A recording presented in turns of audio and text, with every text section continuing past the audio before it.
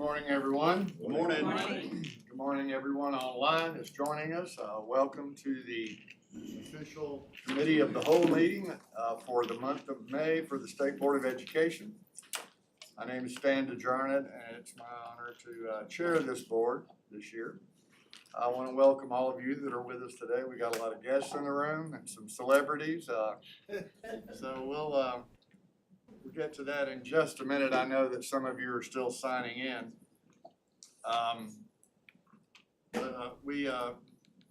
If you joined us yesterday, either virtually or here in person, you know we had a full agenda. But the good news is that most of our action items are on what we call the consent agenda. We'll try to make this meeting as expeditious as possible, but we have a lot to celebrate today. It's the end of the school year and there's a lot going on.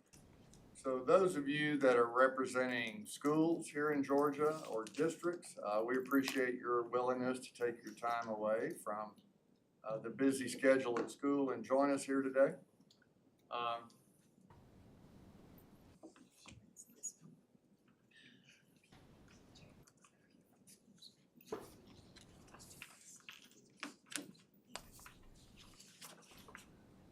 Okay. I need a lot of coaching.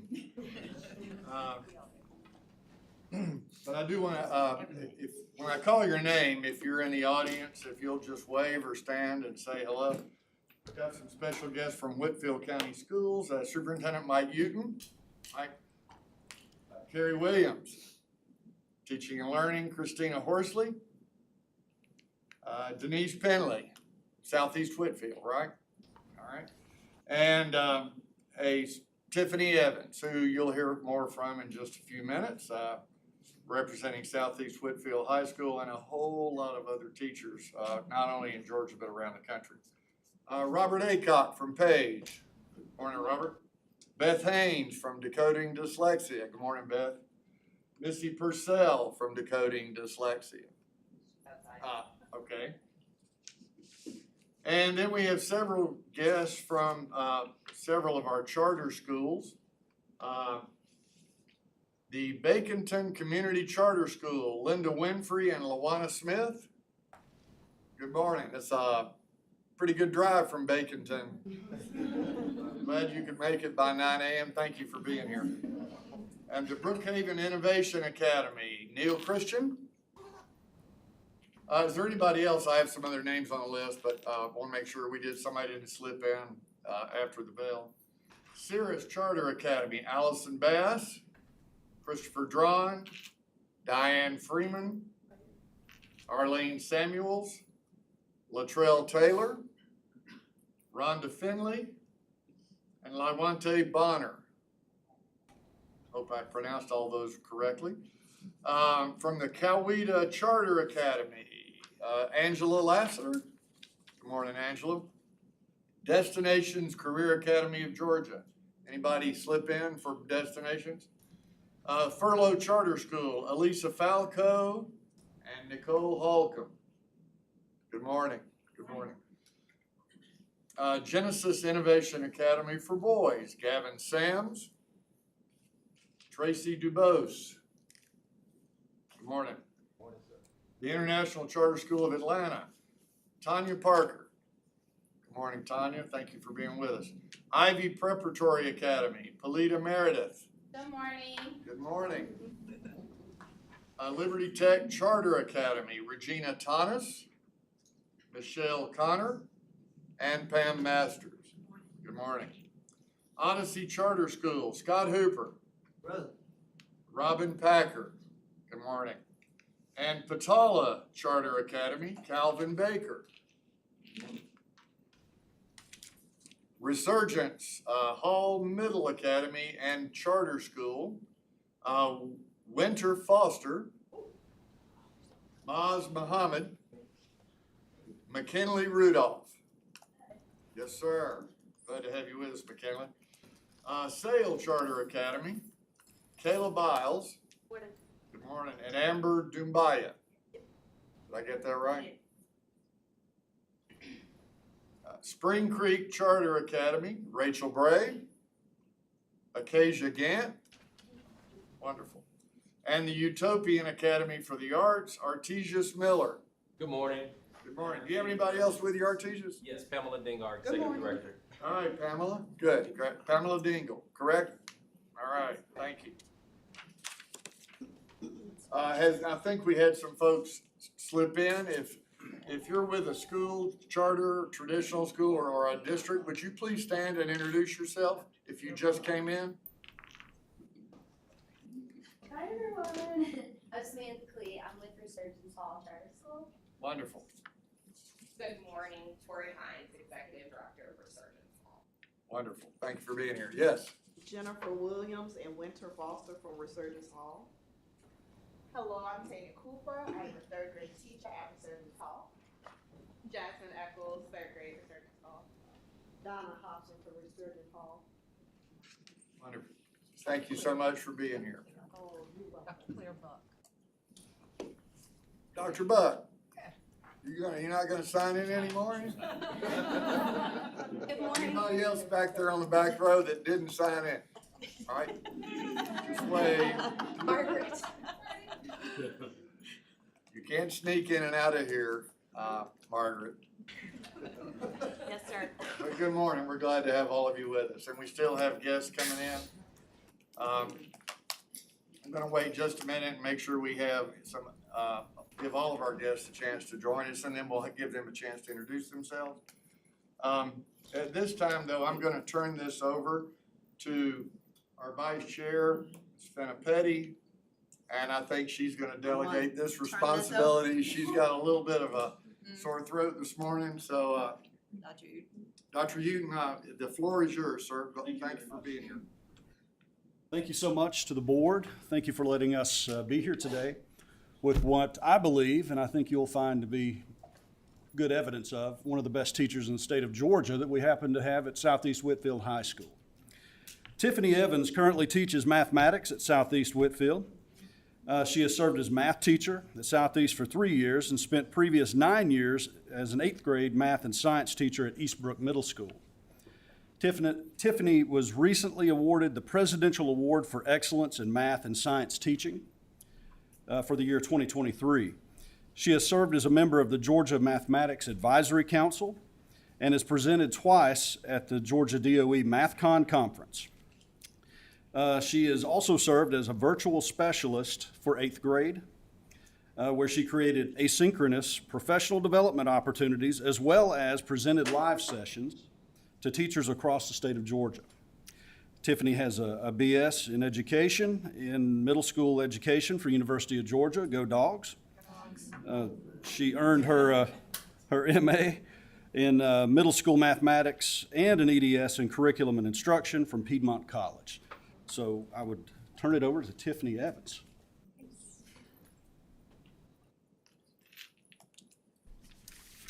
When I put it all out there like that, it just seems really overwhelming. But good morning. It's an honor to be recognized and invited to speak to you today. And thank you, Dr. Uten, for the introduction.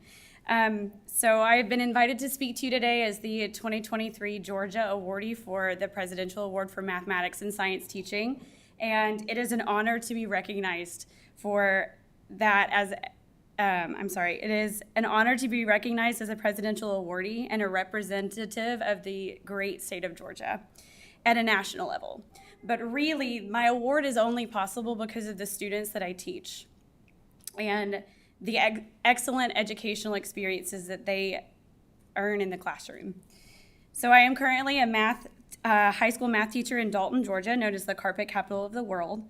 And when I tell people that I teach math or that I taught middle school for 9 years, I'm often met with, oh my, or I was never good at math, and my favorite, bless your heart. Teenagers are also just as brutally honest, and they are unashamed to tell me at the beginning of the year how much they hate math class. But my goal in the classroom is not only for students to recognize that math is important, but it also is for them to be engaged in their learning and to understand the importance of mathematics as the language of the universe, and for them to see their potential as problem solvers because they are the future.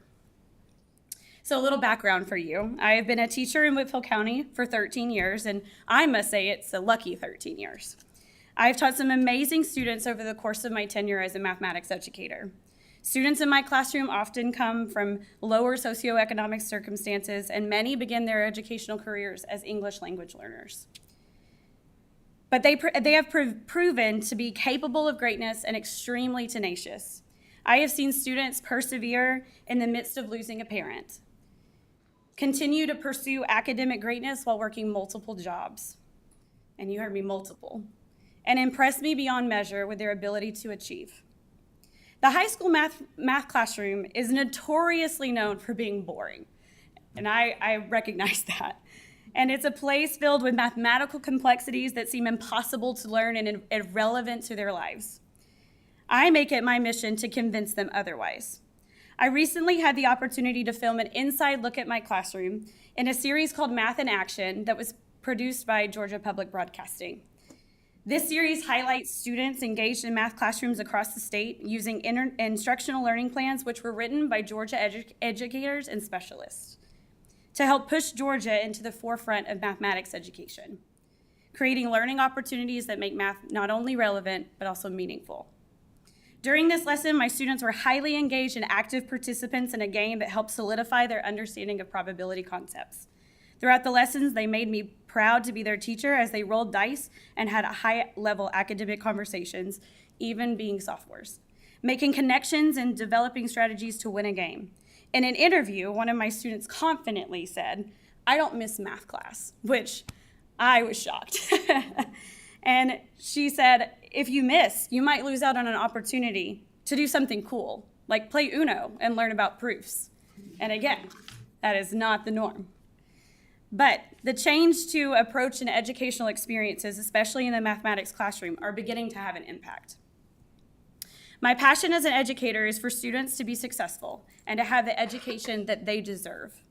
Educators are preparing students for a future that's hard to imagine, for jobs that are that we cannot begin to anticipate. As we enter into the age of self-driving cars, automated kiosks for ordering food, and artificial intelligence, we stand at an important and critical time in history where students need to be prepared for the rapid expansion of technological advances, where math and computer science skills like problem solving and complex critical thinking are necessary. I would like to thank you for the work that you have done as a board and for the opportunity that has been given to me by Whitfield County Schools and by the Department of Education mathematics team led by the magnificent Dr. Leah Snell in order to make mathematics not only meaningful but also relevant. The way forward is clear. Creating a state where every student, no matter their circumstances, has the opportunity to learn, grow, and benefit from a relevant and meaningful education. Education is powerful, and we must continue to have conversations as educators, policymakers, parents, and community members to increase our students' successes exponentially. I would like to thank the educators in Georgia, especially during Teacher Appreciation Week, who have worked tirelessly and collaboratively to provide students with meaningful learning experiences. I see you. I would like to thank parents for their support of education and working with school members to give their child learning opportunities. I would like to thank all education stakeholders who advocate for educational policies that are best practices for students. And I would like to thank you, the board, again, for allowing me to speak and for your support, because the future of all Georgia students is very bright. Thank you.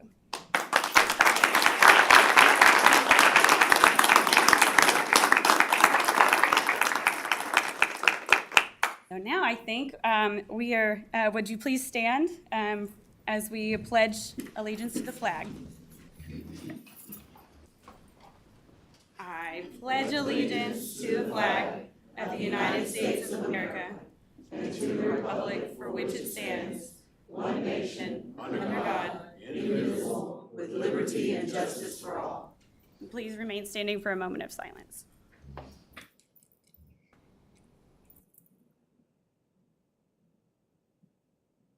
Thank you. You may be seated.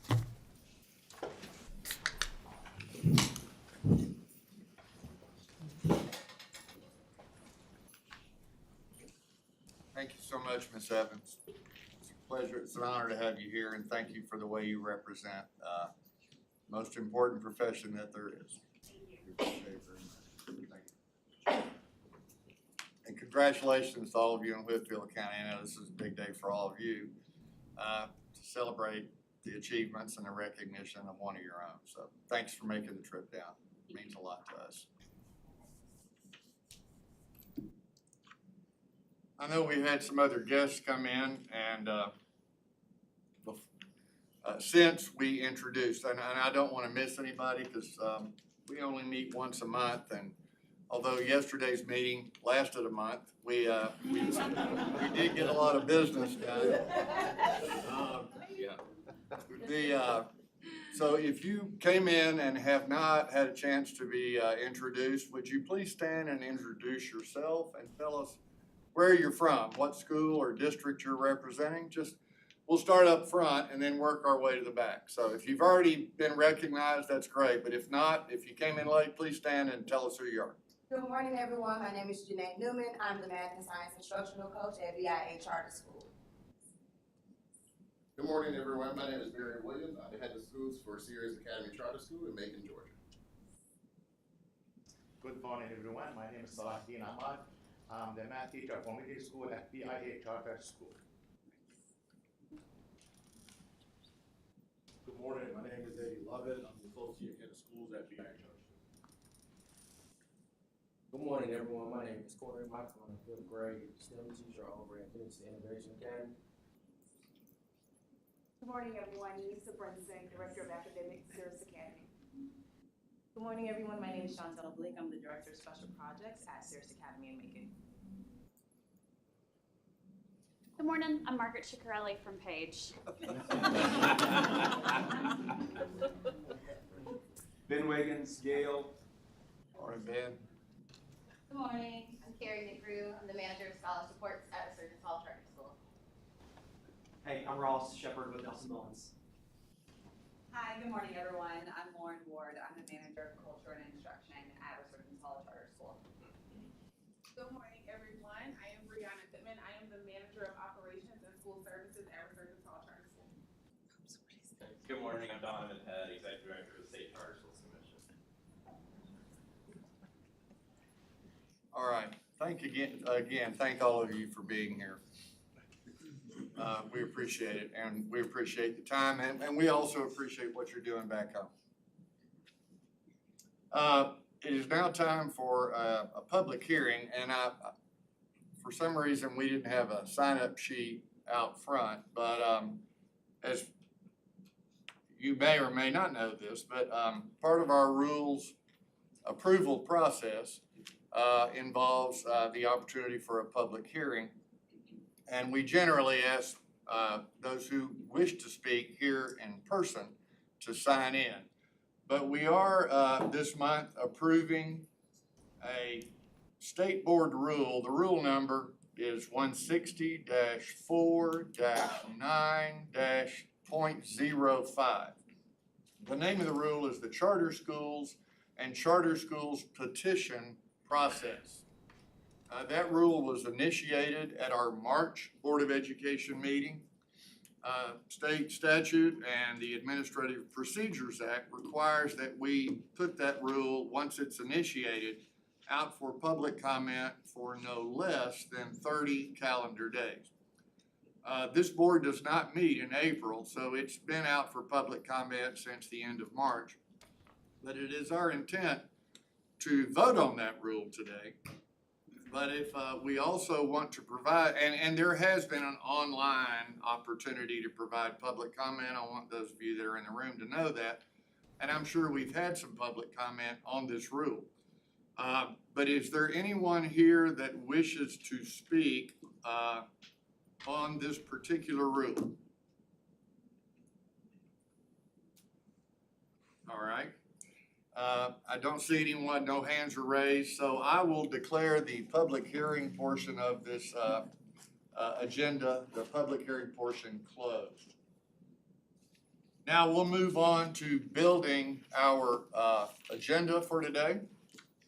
I'll start by calling on Mr. Nick Ellis, who heads up our budget committee this month. Mr. Ellis, would you give us the items that you wish to add to the consent agenda? Mr. Chair, we will add items 1 through 29 to the consent agenda from the budget committee. Just to be clear, and for those that might not have a copy, that's every item on the budget committee list is now being moved to the consent agenda. Thank you very much, Mr. Ellis. Our rules committee, Mr. Griffin. Good morning, Mr. Chairman. We will move items 1 through 8 from the Rules Committee to the consent agenda. That represents every item.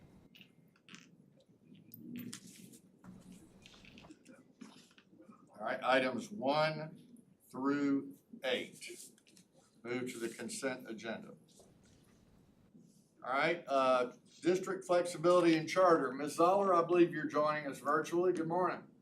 Yes, I am. Good morning. Good morning, everyone. Yes, we are moving items 1 through 7 to the consent agenda, and item 8 will be pulled out for a separate vote. That's the adoption of the rule you were just discussing. All right, thank you very much. Ms. Zoller, that's 1 through 7 to the consent. Item 8 will be pulled for a separate vote. Mr. Donaldson, executive session items. Thank you, Mr. Chairman. I make a recommendation to move the following to the consent agenda: the individual student waivers, the minutes of the March 26, 2025 executive session, the minutes of the March 2025 state board meeting, the May 2025 personnel report, and the May 2025 legal report. All right, thank you very much, Mr. Donaldson.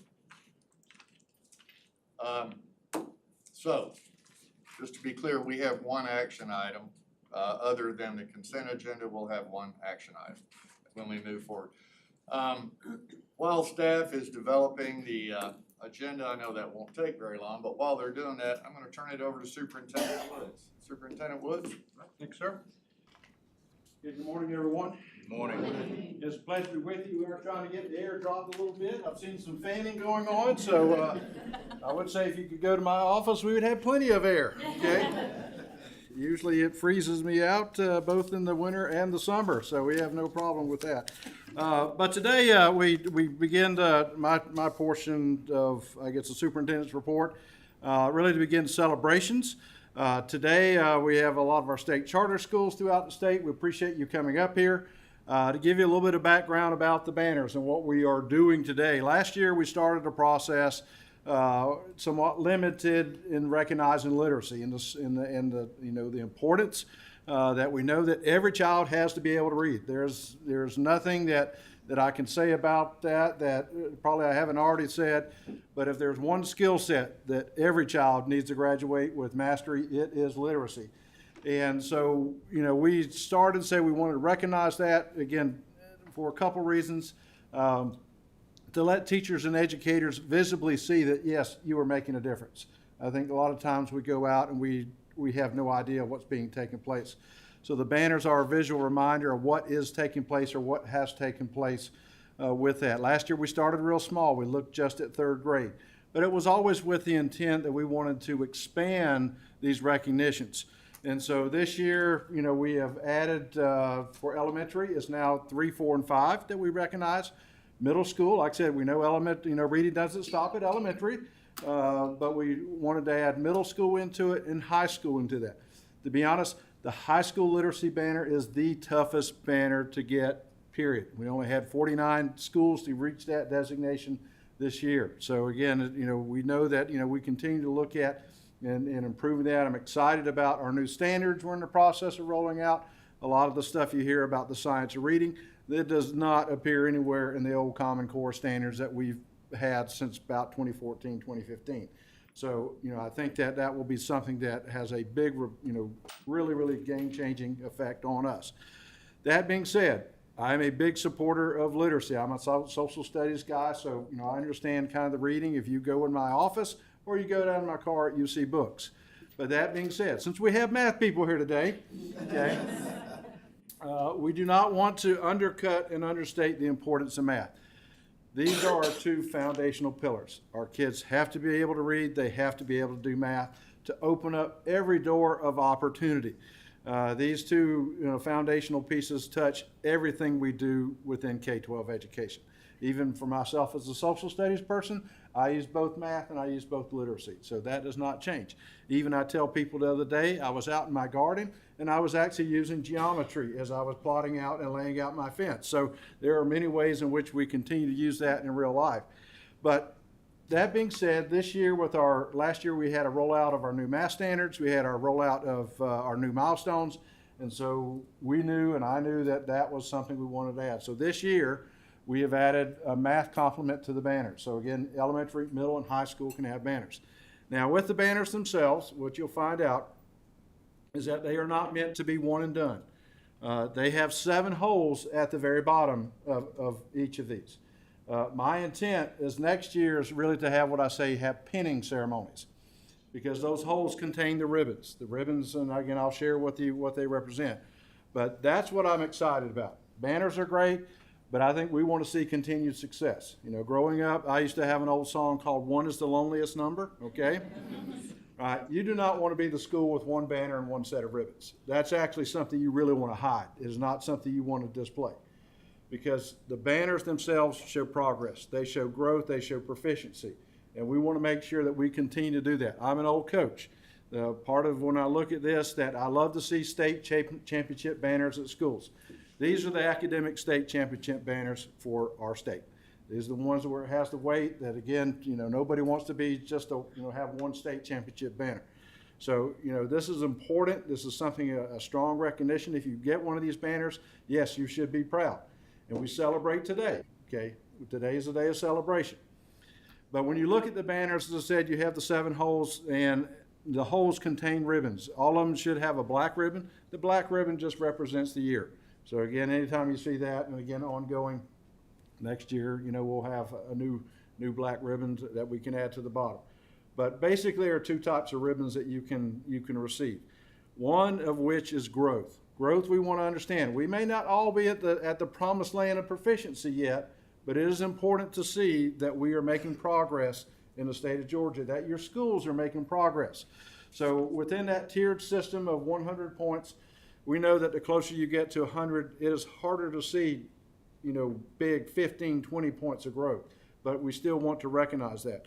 So the green ribbons are tiered. Anything that we look at prior to taking the new milestones, and we see an increase of at least 15 points. And again, that's for schools that have a 0 to a 49% passage rate prior to that year. We had to see at least a minimum of 15 points of growth. From 50 to 69, we have to see a minimum of 10 points of growth. From 70 to 89, at least 5 points of growth. And then from 90 and above, we have to see a minimum of 3 points of growth. So again, we can keep growing, we can keep improving. But as I shared, growth is not the promised land. Promised land is proficiency. We want to say that all of our kids are proficient. So to get the blue ribbon of proficiency, you have to have at least 90% of your students pass the milestones. Okay. That is what we recognize for proficiency. So anytime you see a blue ribbon, that says, okay, you have reached that goal. But there are some schools that actually have received what we call the white ribbon of proficient distinction. And that means that their students or grade cohort have passed with either 98, 99, or 100% passage rate on the milestones. Okay. So we actually will have a few white ribbons that we're giving out today. We like to give out white ribbons, but I'll tell you, there's no pressure for this year, okay? All right? So you can kind of run with that. But that gives you the, what we look at and kind of the behind the scenes, what the banner, what does it take, how do you get it? So Donovan, this is, I know your folks here that you basically are up charge. I'd love for you to come up here and with us. To our board members, like I said, these folks are all over the state. If they're within your district, we would love to have you. Mr. Chair, we would love to have you. Jason, I think we're over here with that. So we're going to get to the fun part and why all of you have come up today. First of all, we're going to look at Baconton Community, and this is a literacy banner. The literacy banners are the toughest to get within the state of Georgia, but this is a middle school banner. So for 6th grade last year, you had a growth of 6.9 points. And for 7th grade, and I will say this, 7th grade is the hardest ribbon to get when it comes to literacy, when middle school.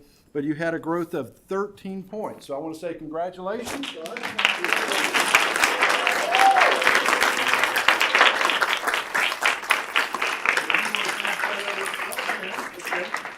Make my car a little bit lighter, all right? So, see Jason, all right, there we go. Yeah, this is good. You can show me your feet there, all right? Face, okay.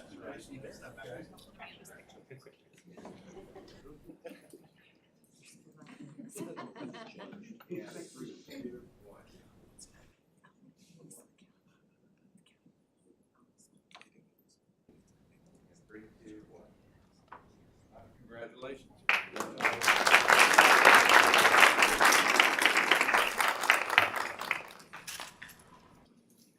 Let's see, we have Brookhaven Elementary, and this is a math banner, I believe. Make sure I get, yep. For Brookhaven, there we go. Innovation for elementary school. So I think we have a couple banners here. But for elementary school, in third grade last year, you had a growth of 16.5 points. So I want to say congratulations. That's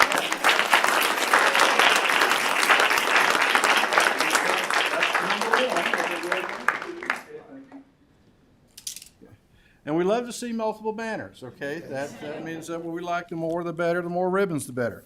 But for middle school last year in the area of mathematics, for 7th grade, we had growth of 17.4 points. And for 8th grade, an increase of 21.7 points.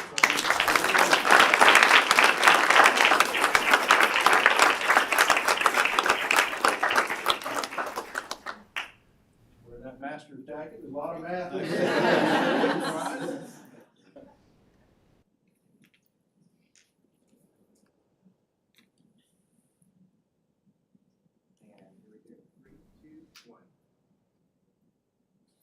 Great job. Congratulations. Yeah.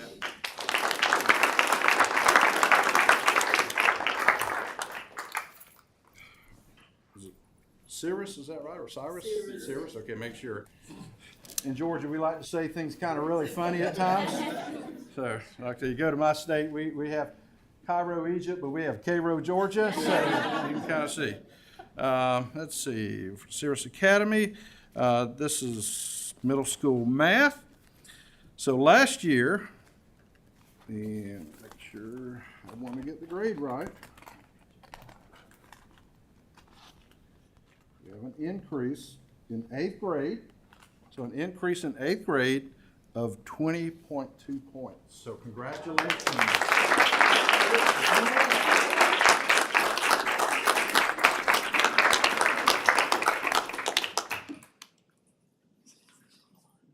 Who wants to take this? Take a hit. It was the drawer.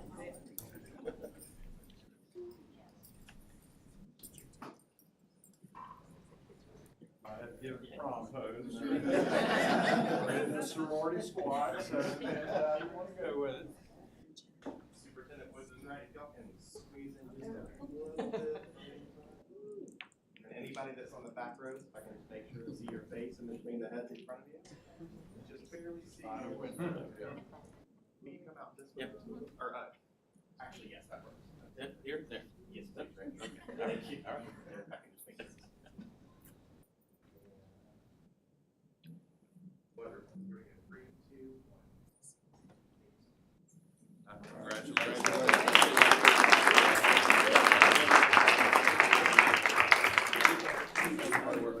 Thank you so much. Thank you so much. Yeah, great job.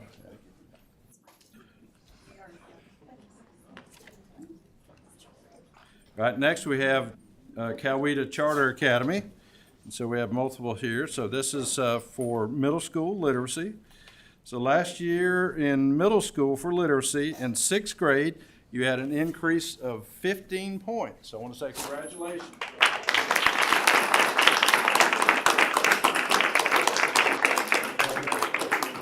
Yeah, you might have to have some friends.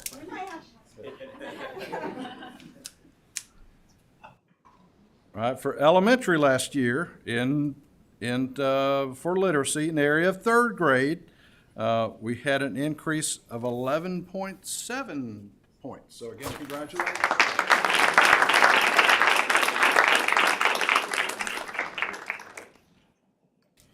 In the area of math for Coweta last year, and this is elementary school math. Let's see, for elementary last year in third grade, you had an increase of 12 points. For fourth grade, and again, fourth grade is the toughest ribbon to get for elementary math. Fourth grade, it had an increase of 17.6 points.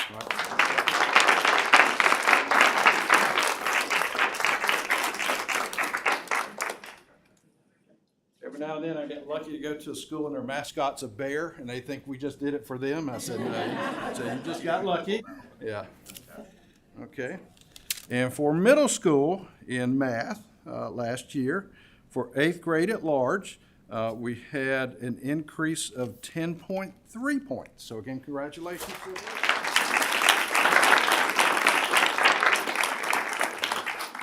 All right.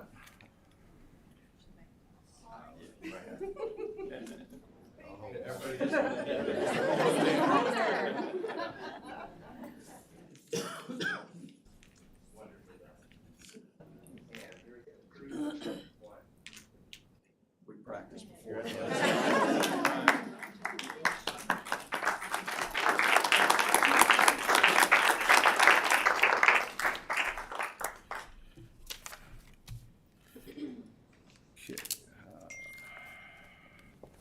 We have Destinations Career Academy.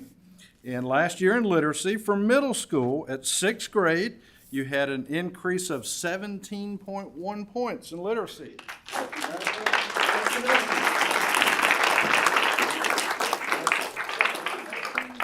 on down. Do we have anyone here? No? Okay, all right. So we'll save theirs.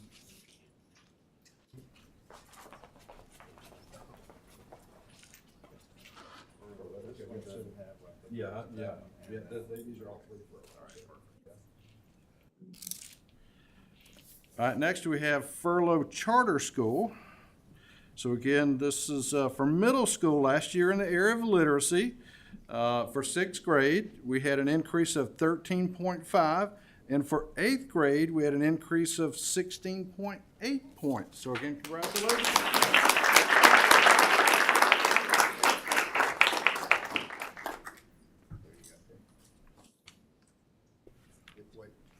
I'm sorry. Yeah, no, you're. I think that might be Destination. Okay, Destinations, yeah, okay. I thought I just gave out that literacy banner. Okay, we are good. Okay. For furlough, again, in the area of math, as we look at this, let's see. Oh, here we go. For elementary school, for 3rd grade, we had an increase of 15.9 points. And for 5th grade, we had an increase of 16.5 points. So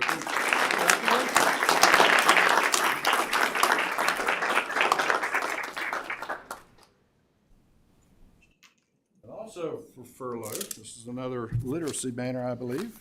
No, nothing math banner. Okay, this is math. I think I owe you a literacy banner. Nope, there we go.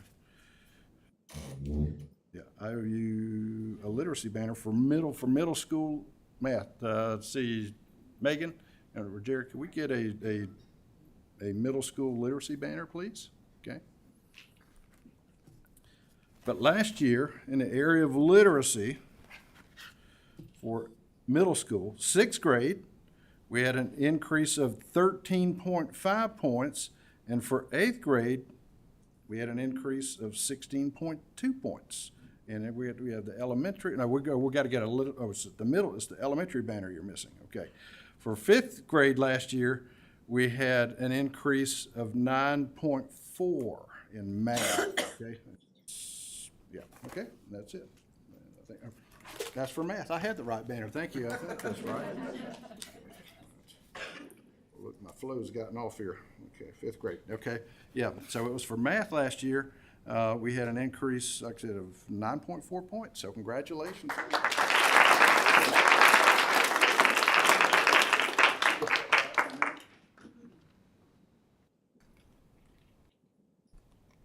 Take this ribbon off. This off. And once they get back, okay, is that literacy? Pardon? No, I think it should be okay.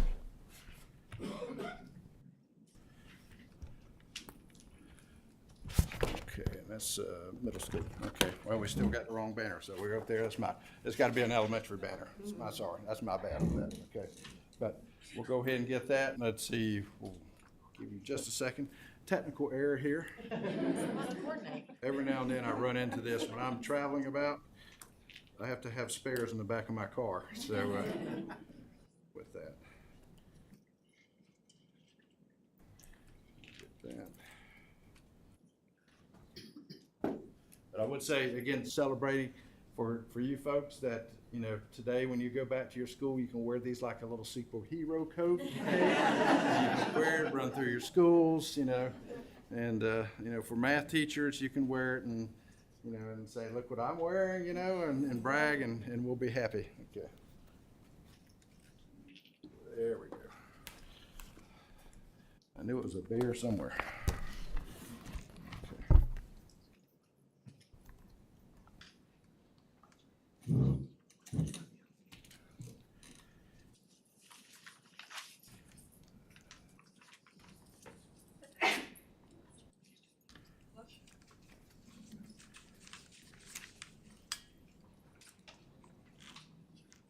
There we go. And for their literacy, 9.4 points in this area here. So congratulations. Okay.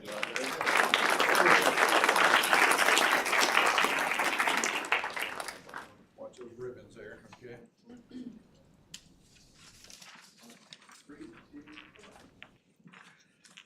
Congratulations. Great job. Yeah.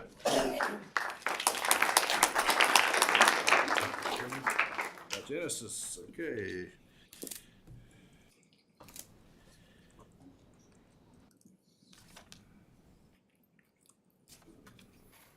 Here we go. Genesis Innovation Academy for Boys, and we have elementary school.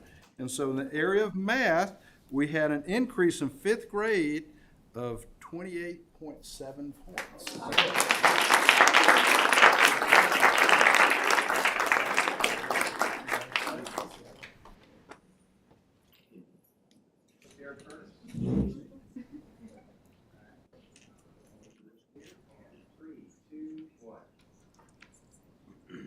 Great job.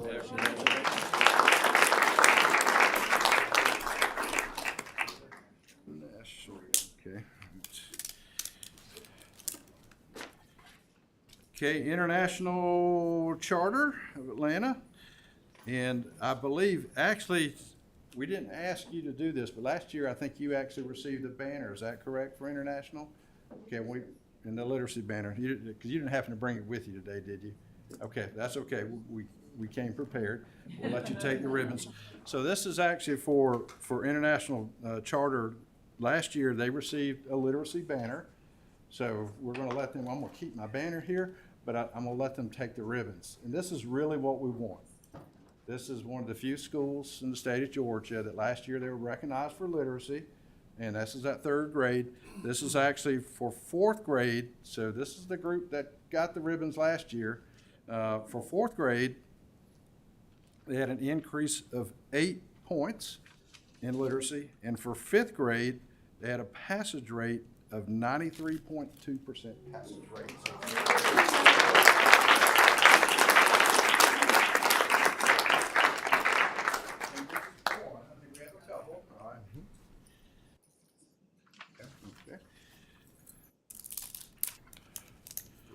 Three, okay. Let's see, because they get,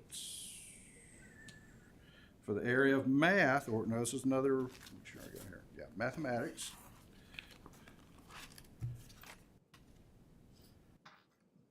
So in the area of math for middle school, and this is for their group of middle schools, and this is one of the challenging things we have, is that for many of our 8th graders, they are now taking the high school portion of the test. So they're taking algebra test at 8th grade. And I will share this. Because of that, we have our best and brightest taking our 8th grade math test. So for high school to get a math banner as well, that means that a group of cohort of kids that have that strong math tendency, they don't get to take it. This is with middle school. But in the area of middle school, and for those kids that took the high school portion of the test, last year they had a passage rate of 90.9%.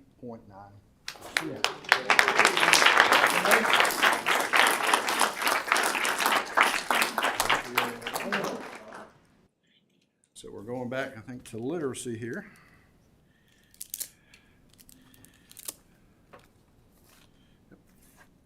In the area of middle school, for 6th grade last year, you had a growth of 5.8 points, a passage rate of 93.8%.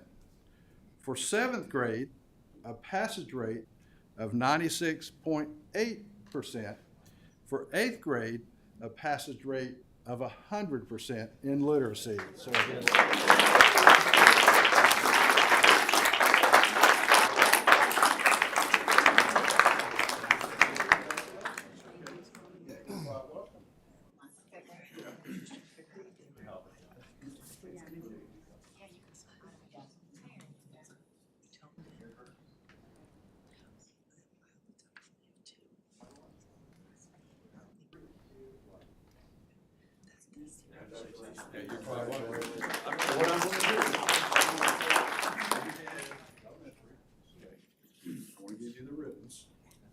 because I want you to add this.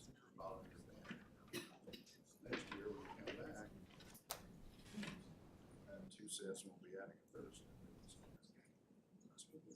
Okay, thank you. Thank you.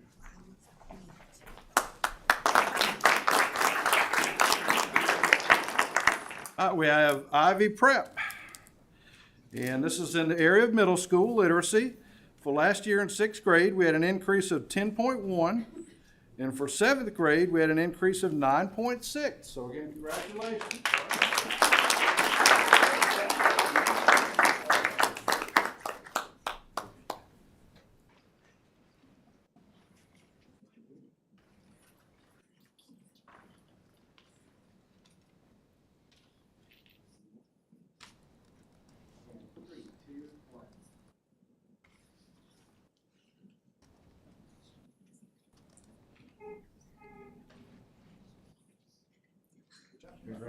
Thank you.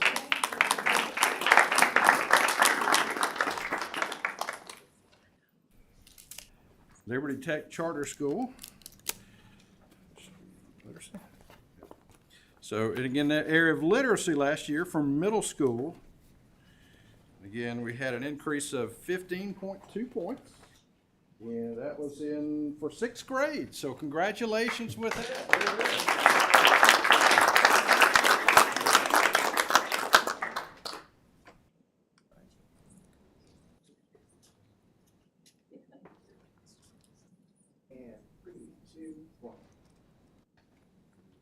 Great job. Congratulations. Thank you.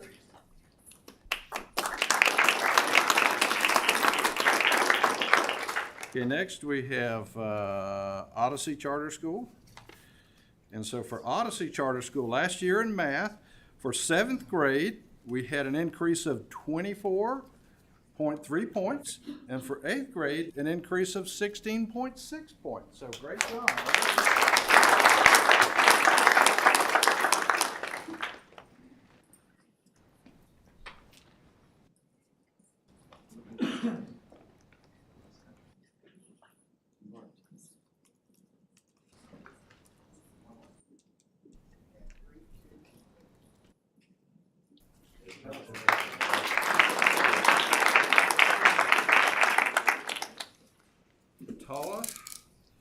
It's getting a little warm in here. Everybody who has a banner, you might start waving. There's 3. Okay, right? Okay, so.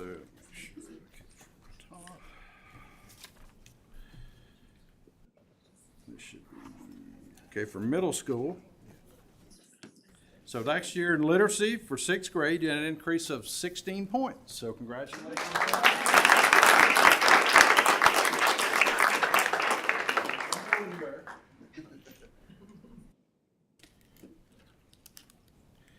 So for middle school last year, for elementary last year, we had an increase in fifth grade of 28.3 points. So congratulations.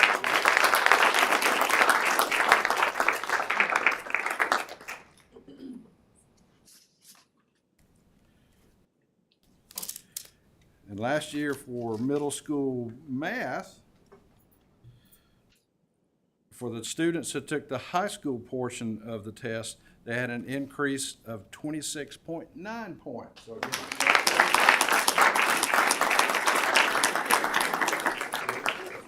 gentlemen, y'all might want to help spread the love here.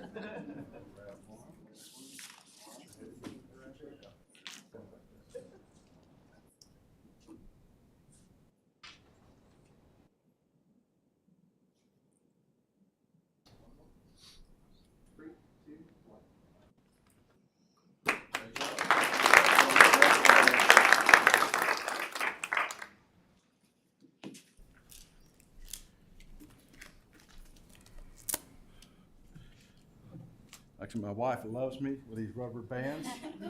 When she's out washing clothes, needless to say, we're finding rubber bands in pants and shirts and everywhere else. So we have resurgence. So for, let's see, last year, and I think you actually had a banner last year as well, is that correct? Or did you? We may have lost it in the middle, but yeah. Okay. Because I'm looking, okay, we had, let's see, for last year in third grade, we had for literacy a passage rate of 90.7. So again, congratulations.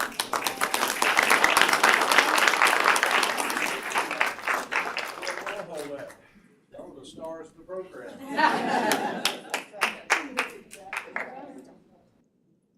Oh, yeah.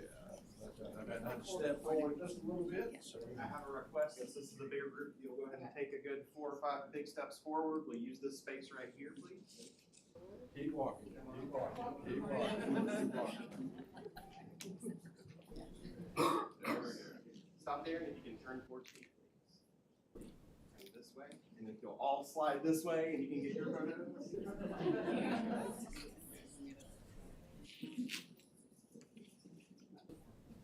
That's some more photos. There we go.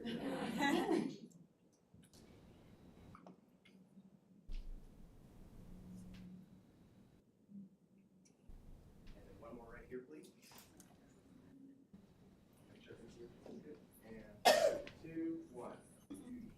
Wonderful. Do I have one more?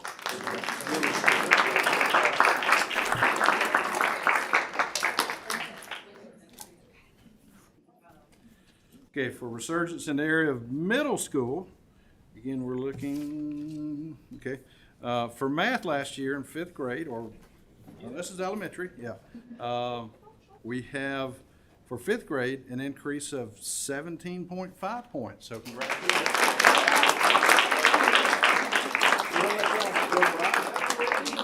Okay.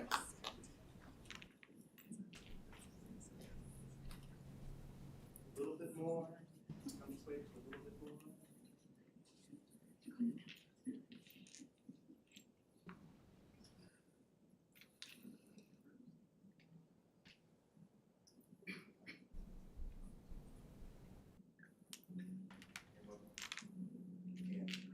2, 1.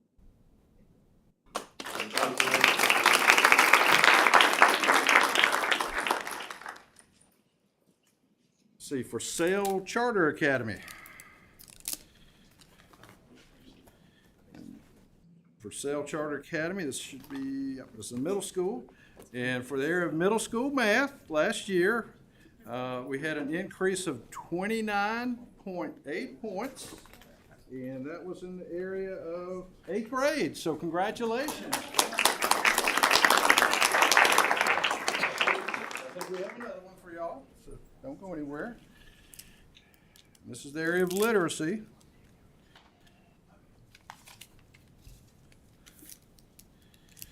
So for literacy last year, and this is another middle school banner. So for sixth grade last year, we had an increase of 15.7. For seventh grade last year, we had an increase of 13.2. For eighth grade last year, we had an increase of 7.8 and a passage rate of 90.3%.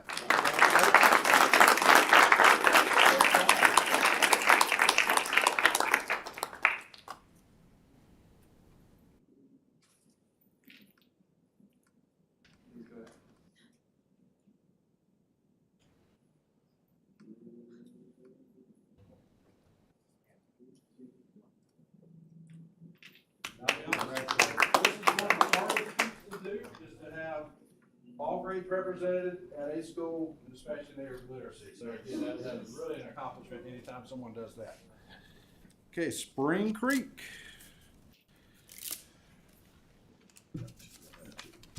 Okay, let's see.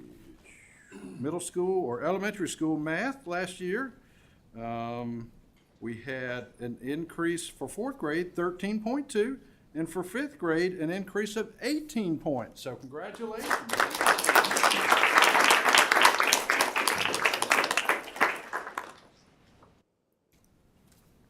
Now for high school, like I said, high schools are the toughest banners to get. So for last year, for high school, we saw an increase of 30.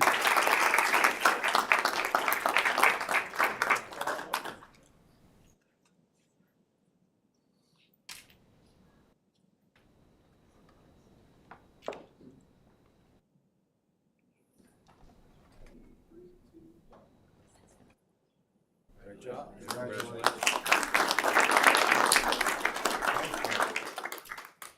Last but not least, and trust me, with the last name of Woods, I know where this kind of falls, right?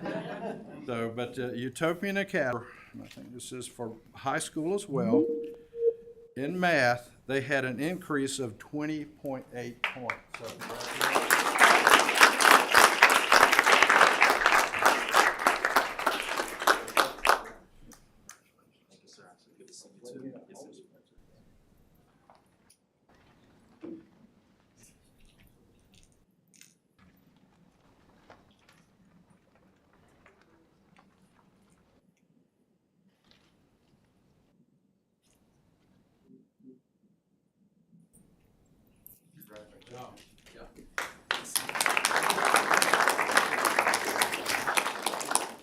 For this, we got one more presentation with that, but I do want to have a few closing remarks. But we're good on the banners. Yeah, we're done here. Again, to each of you, I want to say congratulations. When I'm going out and giving out the banners and everything, I do not want to underscore the importance of receiving a banner, receiving the ribbons we look at. But I always like to leave with a charge, because as long as we have students, we still have work to do. Because what you'll see that even today, even much as we celebrate today, there's work to be done. I grew up in a military family. One of the things we always talked about in a military family, we never leave anyone behind, okay? And so what you'll see today is that for some schools, you only got one banner, okay? There's a banner for elementary, middle, and high. All of our schools need to have a banner that's present. We need to see that. And what you'll find out is that we want both banners. I mean, there were a few schools that got the literacy and the math banner, but you want to have both banners to be recognized. Even at the bottom, what you'll find out is that many of the schools we had today, they only had a grade or two represented. We want all the grades to be present, okay? So I do want to recognize that. Also, when you're celebrating with this, I understand this job is not done in isolation. We may be celebrating math, we may be celebrating literacy, but it comes with a total package of everybody helping. You know, think about our teacher of the year. You got to have somebody in special ed that's really doing their job, okay? Because those kids are part of the mix. You've got to have a bus driver that's making sure those kids arrive safely and without incident. Because I assure you, what happens on that bus doesn't stay on that bus, okay? It rolls into our classroom each and every day. The same thing about the cafeteria or the front office. I mean, this is everybody else. Everybody that has, like I said, we may not have banners and ribbons for everything we teach, but if a student is in a classroom, that has an impact on what they are doing. We are trying to do a lot of work today, and and especially I think I saw maybe Dr. Wall around here with our CTA Plus classes, where we're integrating and doing a lot of things, trying to put that relevance piece in front of our kids to say, this is why we learn what we do, and this is how we apply it. And so, those are things we want to continue forward. Now, next year, to give you an idea of what we are looking at, my science and social studies people, they're kind of like, well, what about us? Well, we don't test science and social studies each year, but I will be introducing a science and social studies ribbon. So that means we'll get one for elementary, middle school, and high school. Now, those will be proficiency ribbons, just because I have no idea of comparing growth and what that looks like. But the only caveat with that is that in order to get the science ribbon, you've got to have the math banner, okay? To get the literacy banner or the social studies ribbon, you've got to have the literacy banner. Those are the connections. So your teachers in those fields, they might want to be talking with each other. Okay, for your elementary school folks, they may be talking to themselves, because I know they teach all this stuff, in a lot of our classes. So we want to recognize that.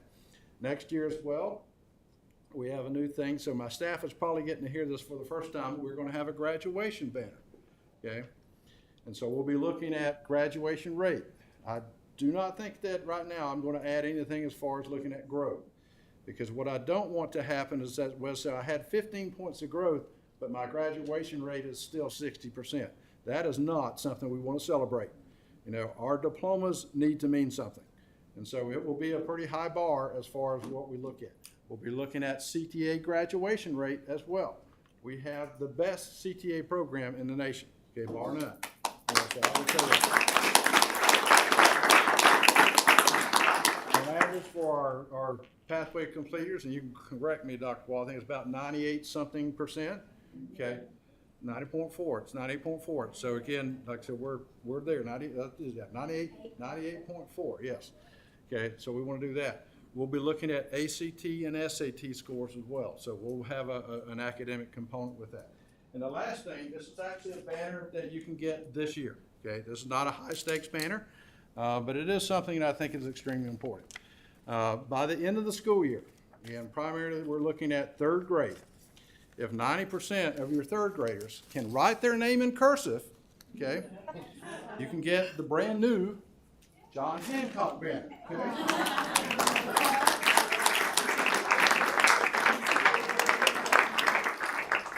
Our students need to own their signature. Yes, that is something that was not negotiable for me. Because I know in our new ELA standards, beginning of third grade, cursive writing is in there because I'm the guy that put it in there, okay? That was something I believe. There's a lot of science that goes into that. Our kids need to own their signature. Now, like I said, this is for this year. This is not high stakes. All I need is just names on a sheet of paper, and it has to be 90% of your third graders, and you get this banner, you get the white ribbon, I believe red, white, yeah, red is our year. The white will be just our achievement, but if you want to get the excellence ribbon, 90% of your third graders have to not only write their name in cursive, but also write the preamble to the Constitution in cursive, okay? I'm an old history teacher. I can actually read our original documents. Most of our kids cannot. That's because they're written in cursive. If you were to go up to Washington, D.C., you can get paid to read cursive, okay? So I think that is something we want to continue. So next year it'll be third and fourth and third, fourth and fifth. So as we roll out our standards, that'll be something we look at. Now middle school and high school have said, well, what about us? Well, we don't teach that. And unfortunately, we got into this old adage just because if it wasn't tested, it wasn't taught. And that is something we did a disservice to our kids. If it's in our standards, it is important, okay? It means we're putting there, because I do not want anything in our standards that wastes people's time. Teachers have a limited amount of time, and so if it's not important, we don't need it there. And so for you folks that have high school or middle school kids, if 90% of your middle school or 90% of your high school can write their name in cursive, I will give you the banner, okay? That is not high, like I said, that's all you gotta do is just do the simple math. And we've had a lot of math people in here today, so I know y'all can do that. Get this. So that kind of gives you, the future of what this looks like. Today we celebrate, tomorrow we get back to work, okay? Today we celebrate, but tomorrow we get back to work. Because next year, like I said, we want to have pinning ceremonies. So if you have a banner this year, the intent is to come back, and I'm starting adding ribbons down there at the bottom. Like I said, there's 7 holes, so that means there's 7 years worth of ribbons. You fill up the banner, we'll give you a new banner. Okay, that's my promise on that. We're through this. Keith, Dr. Osmond, come on down. You have a recognition, I think, and then that will kind of conclude my lengthy portion of today's program. It does. What a day. What a day. I was talking with April Aldridge, who is our Deputy Superintendent for Teaching and Learning, because we recently, of course, Christy and others were involved, as was with Holly, with a teacher signing day. I was just asking April, I was like, well, how was it? And she said, you know, some days are just better than others. You know what? Some days are just better than others. Whenever you can stand and kind of see this, sometimes being so far removed from the classroom as we are at the department, we pine for opportunities to just, because we're all teachers, everyone's just like, what's going on in classrooms? So when we get folks to be able to kind of come up here and kind of talk about that, it just thrills us to death. I just think it just thrills us to death whenever we get to hear what's happening. So I want to acknowledge another, one of the individuals, honestly, of my team. We work in the world of technology. You know, we're sometimes those weird folks that kind of sit and hang out in closets and have wires and stuff like that around us. Well, one thing that my team always talks about, and the thing that we substantiate the most, is that we never call ourselves technologists. We say that we're teachers with technology skills. And I want to talk a little bit about that because specifically Nathan Miller, who is my CTO, my Chief Technical Officer, my Information Security Officer, was recently awarded by COSN, which is the national chapter for the Consortium for School Networking, with their highest award, their Public Service Award. 2 people have ever gotten the award. He's one of those. And I want to talk a second about that.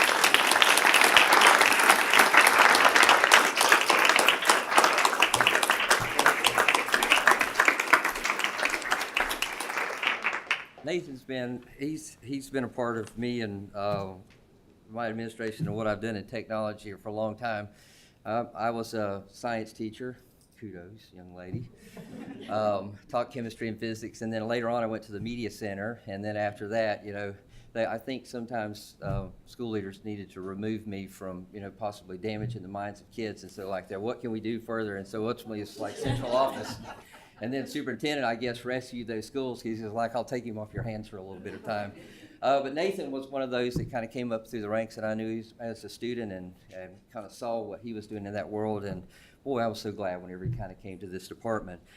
Because Nathan was recently recognized by COSN and awarded their award specifically for his contributions related to teaching and learning the strategic and secure use of technology.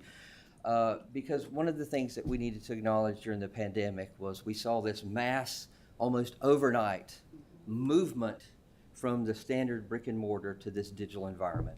And, you know, a couple of things scared us, and you that are school leaders and teachers, you were probably even more terrified than we were.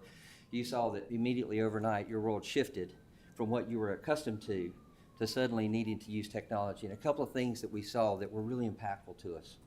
We first saw that the number of devices that strategically were placed into the hands of kids jumped overnight overwhelmingly. The state average around 2019 was 1.3 to 1. Today it's 3 devices for every 2 kids. So you have to ask yourself, where did those devices go? They went into the hands of children, and oftentimes very young children. That was substantiated by the fact that we also began to see the digital curriculums begin to be purchased that outpassed print mediums. And last but not least, you guys and bandwidth. No matter how much we give you, you would like suck the barrel dry. And we were trying to think, you know, there were like national coordinated efforts to say, hey, Google, you know, Georgia has 73% of all of our districts have, you know, just tons and tons of these Chromebooks. We're melting the internet, can you help us? And we literally had to do re-provisioning of the entire national backbone to substantiate what was going on in classrooms. That was great, but it was a concern. The concern is that the increased exposure, especially of young children, meant that there were vulnerabilities that we needed to address. And at the same time, as we saw these just massive, you know, attrition factors that were happening in the world of technology, we also saw that many of our veteran leaders were leaving. And so it was at that time I begged the superintendent to say, please let me hire a chief information security officer, which is that guy right there. And we gave him one thing. We said, hey, we need to fix this. We got to figure out a way to support what's happening inside the classrooms. And so Nathan's target was two things. First off, he coordinated with every REIS in the state to make sure that we provided training, importantly for the 4 C's, what we call the CEO, the CFO, the CAO, and the CIO, to say, make them aware and give them some way that they can, kind of respond to this. 148 districts answered that call, and that was the first level of impact. Nathan worked further with COSIN to say that's not enough. We've got technology leaders that are brand new, and this is not one of those things where you can just come on the job and acquire that over the course of time. It's like you got to walk in on day one. So we said, how do we impact brand new leaders? And so he created the first ever of its kind, something called the Emerging Technology Leaders, worked with COSIN to create that, and in the first year, he identified 35 leaders. We paired those with a veteran leader, and for a year, they worked as a cohort, so that at the end of that, they really had a skill set that they could begin to go back and deploy. This second year, he has deployed that again for 25 new leaders, and so honestly, we're approaching about 50% of the state where we've provided this training. I think that was very worthy of the effort of somebody whose advocacy kind of shows through. And I'll finish this up because I'm going to hand him back his award, which he's already gotten, because I stole it back from him. But I began to think about the fact that technology is really sometimes one of those behind the scenes. And I thought, what's a fitting way to kind of represent this? And actually, it's going to add more impact because I'm going to say this, but man, it significantly applies to you. And since the superintendent really is big on literature, I thought I'd better bring out one of our most beloved authors, right? I hope you've read this book. Because there's a line in that says something like this on page 16. It says, unless someone like you cares a whole awful lot, nothing is going to get better. It's not. Nathan, appreciate you.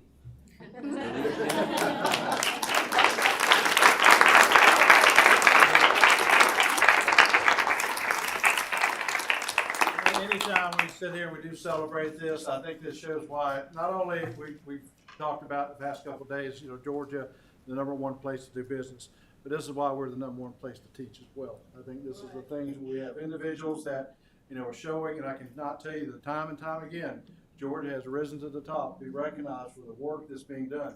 Are we where we want to be yet? No, but we are getting there. It's because individuals, such as these men that are standing here, all of us here, doing that. But, for my own self, I do have special medals I like to give out. This is for distinguished service, so this is one of my personal medals that I give out for that. And just want to say congratulations, great job, thank you very much.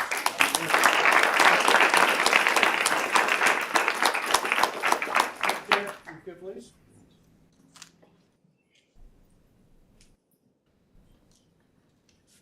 Put you and Lorax in the middle here.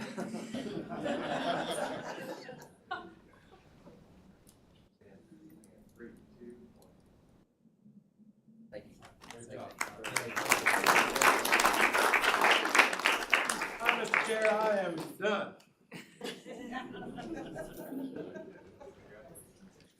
It's a hard act to follow, Superintendent Woods. Congratulations to all of you that made the trip here for that. I hope you enjoyed the recognition. We have a lot of folks watch virtually on, so this was seen by more than just the people in this room and the people around this table. But I echo what Superintendent Wood said. We want Georgia to be the #1 state in the country to teach because our primary role here as the state board is our students and the teachers that work with them. So we want to thank you for helping us stay focused on that. I just have a couple of updates to bring you, board members. As part of my brief report, as all of you know, I'm on the Literacy Council, and I've also been asked to join the Area Executive Committee. But if you haven't been following the work of the Literacy Council, I hope you will as things go, because there are a lot of important things happening, and many of them will culminate tomorrow when the governor signs the state budget. There's some money in next year's budget for some additional literacy coaches. that will significantly increase the number of literacy coaches that are working in districts around this state. And that's through a collaboration between the department, the Governor's Office of Student Achievement, and also our RESAs. These literacy coaches will be placed in the RESAs, and it'll kind of supplement the work that's already going on.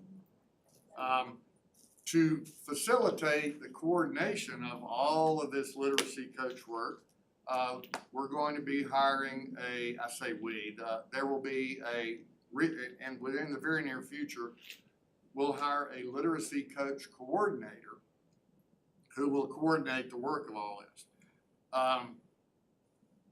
This is a kind of an unprecedented effort, the literacy effort that's going on right now, because it involves so many state agencies at so many levels.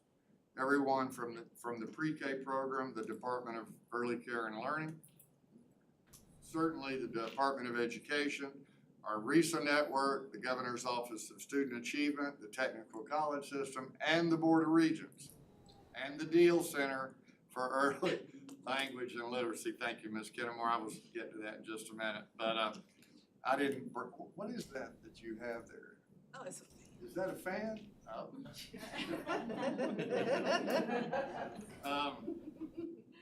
Anyway, it's a collaborative effort, and keeping all of this collaboration running efficiently and smoothly is no small task. But as part of the executive committee, we're going to try to keep the coordination going so that we can keep this moving.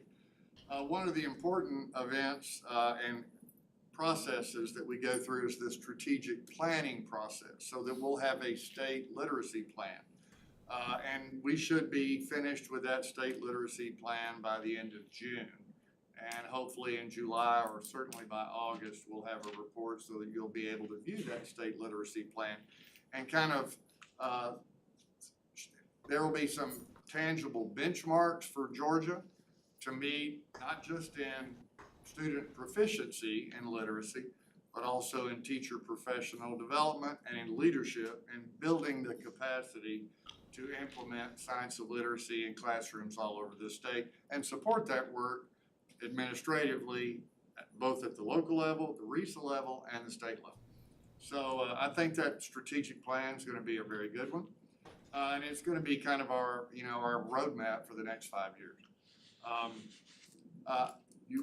Those of you that have been on the board since last year will know that we approved a list of screeners that school districts will be able to use moving forward starting next fall.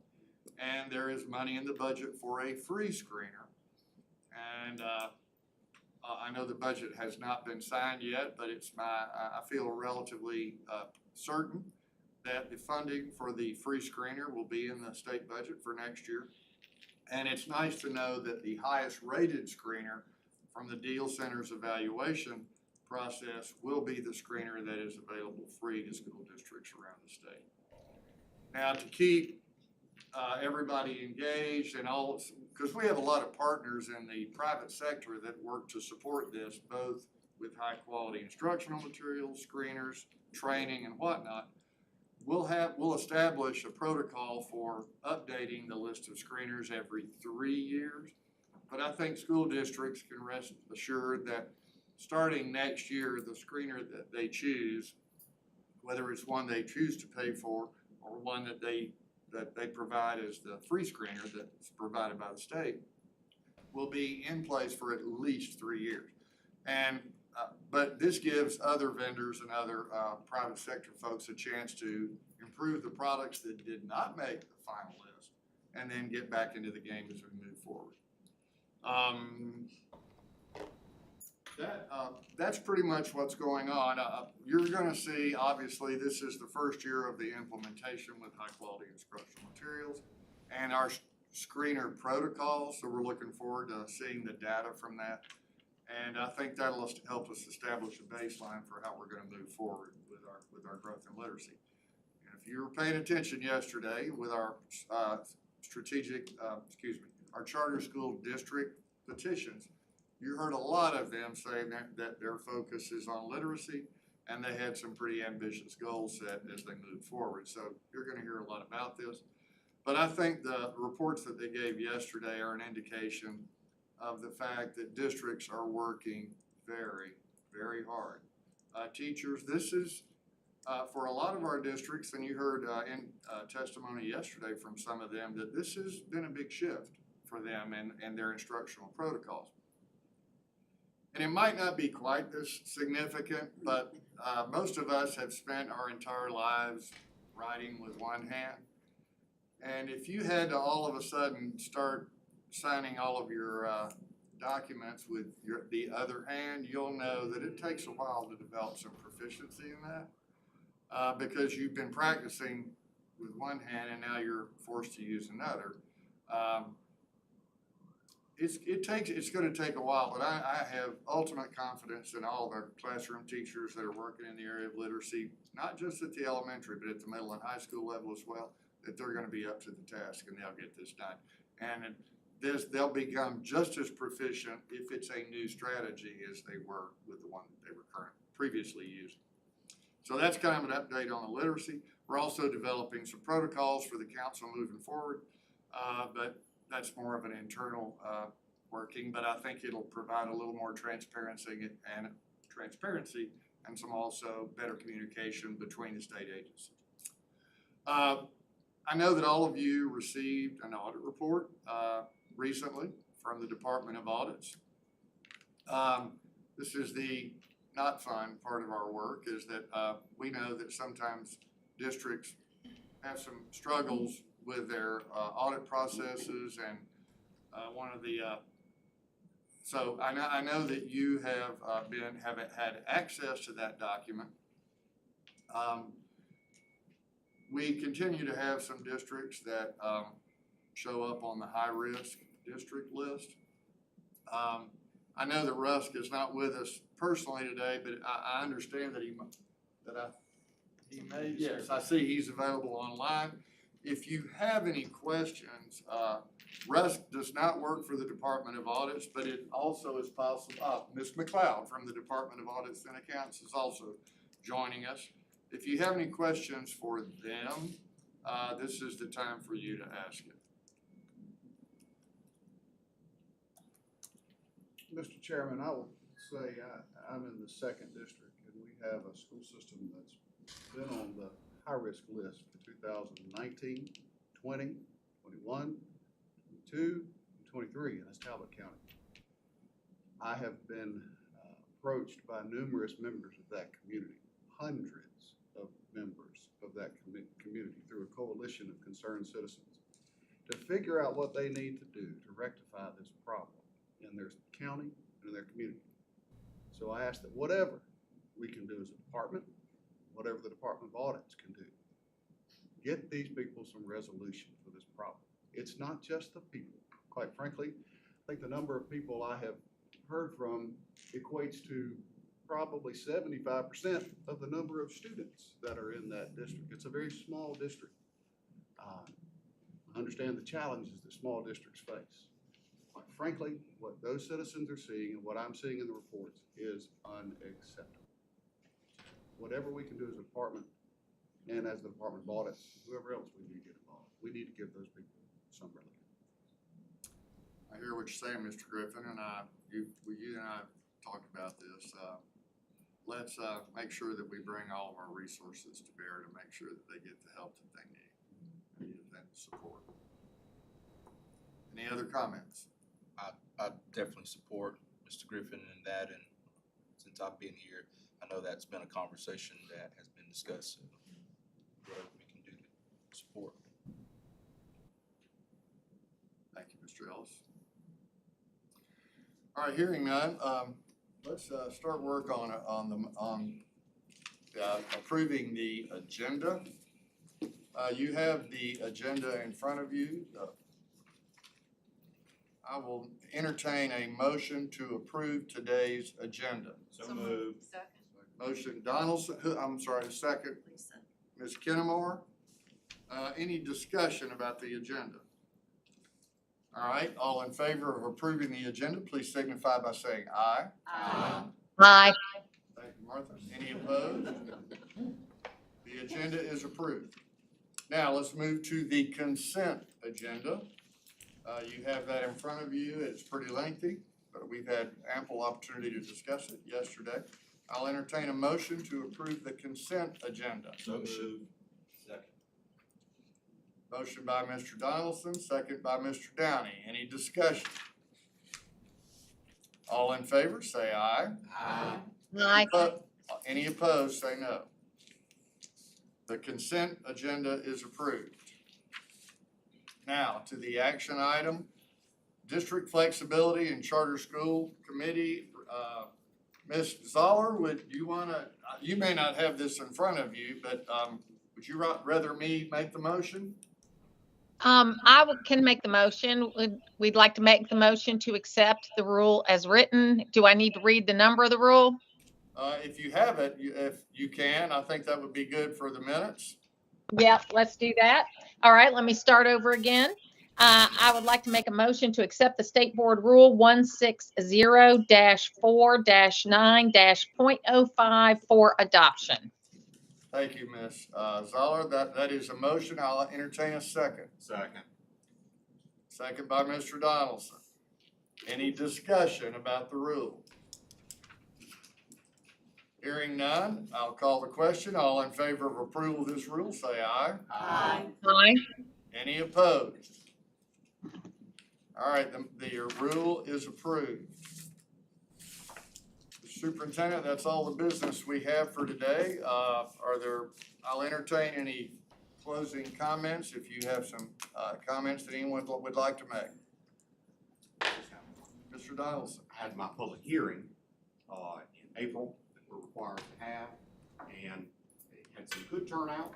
There's lots of questions about the new state law about the banning cell phones. Districts are interested in what type of model policy that we're going to give them potentially. There's still lots of questions, so I'm sure districts are anxiously waiting to hear from us. Anybody else heard anything about? A lot of people are excited and happy about it. Yeah. Yep. And I heard both, people who liked it and people who didn't. So it was interesting. Well, we have just a couple more days, I think, for the governor to either veto or sign or do nothing with approved legislation. So we'll wait and see, and then I think after that period passes, then I have no doubt that the department will be gearing up to develop a rule to implement that law. And I have no doubt that we'll get some public comment on it. Ms. Zoller? Yeah, just one quick comment. I'm so sorry I could not be there today. Thank you for y'all being flexible and offering this opportunity. But I just have to say how wonderful it was to see all of those people talking about math. You know how I love to talk about that math. You'd never let a kid say they weren't a reading kid. Sometimes you'll let them say they're not a math kid, but I see we've turned that around. So thank you for all the presentations today. It was very uplifting. Thank you, Ms. Zoller. All right. Well, then I'll entertain a motion to adjourn. Moved. Mr. Donaldson, can you give somebody else? It is my goal to beat him one time, right? I never One threw time. this gavel, but I might. All right, we have a motion and a second. All in favor? All right, folks, thank you very much for your service and your contribution.